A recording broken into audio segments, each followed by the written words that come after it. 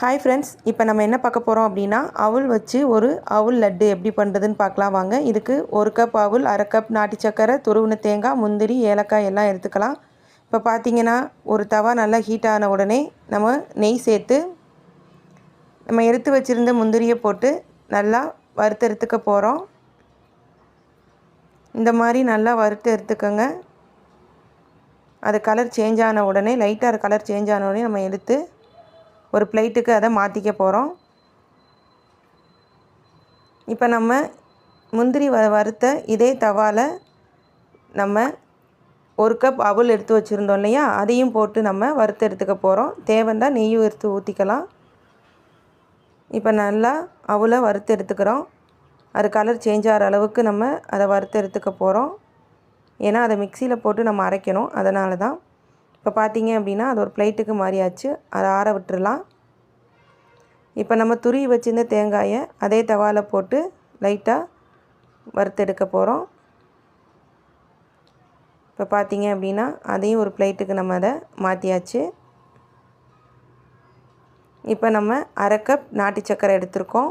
எந்த அளவுக்கு நம்ம நாட்டு சக்கரை எடுத்தோமோ அதில் பாதி அளவுக்கு தண்ணி எடுத்தால் போதும்.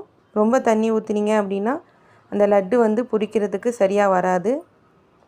இப்போ பார்த்தீங்க அப்படின்னா நம்ம 1/2 கப் தண்ணி ஊற்றி இந்த நாட்டு சர்க்கரையை கொஞ்சம் கொதிக்க விட போகிறோம்.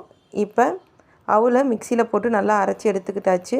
இப்போ நம்ம வறுத்து வச்சுருந்த அந்த தேங்காய் துருவலை வந்து இதில் போட்டு சேர்த்துக்க போகிறோம்.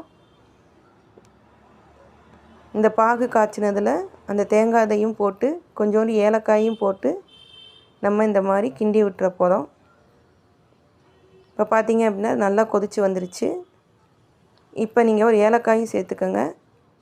ஏலக்காய் பொடி சேர்த்துக்கலாம். இப்போ பார்த்தீங்க அப்படின்னா நம்ம வறுத்து வச்சுருந்த அந்த முந்திரியும் சேர்த்துக்க போகிறோம். இப்போ பார்த்தீங்கன்னா நம்ம அரைச்சி வச்சுருந்த அந்த அவுலை வந்து இதில் கொட்டிக்க போகிறோம். அவுல் வந்து ரொம்ப நைஸாக அரைச்சிடாமல் நம்ம ரவை பதத்துக்கு கொஞ்சம் கொரப்பாக அரைச்சி எடுத்துக்கோங்க. அரைச்சி எடுத்துட்டு கொஞ்சம் சிம்மில் வச்சுக்கோங்க அடுப்பை. இப்போ பார்த்தீங்க அப்படின்னா நல்லா அந்த பாகில் நம்ம அவுலை போட்டு நல்லா கிண்ட போகிறோம். இந்த மாதிரி கிண்டியாச்சு. இப்போ பார்த்தீங்க அப்படின்னா நல்லா இந்த மாதிரி முந்திரியெல்லாம் மேலே வந்து நல்லா கிண்டியாச்சு. இப்போ அதை தனியாக ஒரு பிளேட்டுக்கு மாற்றி எடுத்துகிட்டு அந்த லைட்டாக சூடு இருக்கும் போதே இப்போ பார்த்தீங்க அப்படின்னா இந்த மாதிரி லட்டு பதத்துக்கு நம்ம உருட்டி எடுத்துக்கலாம். இது ரொம்ப டேஸ்டியாக இருக்கும், ஹெல்த்தியும் கூட. ட்ரை பண்ணி பாருங்கள். மறக்காமல் சப்ஸ்கிரைப் பண்ணிடுங்க. தேங்க்யூ.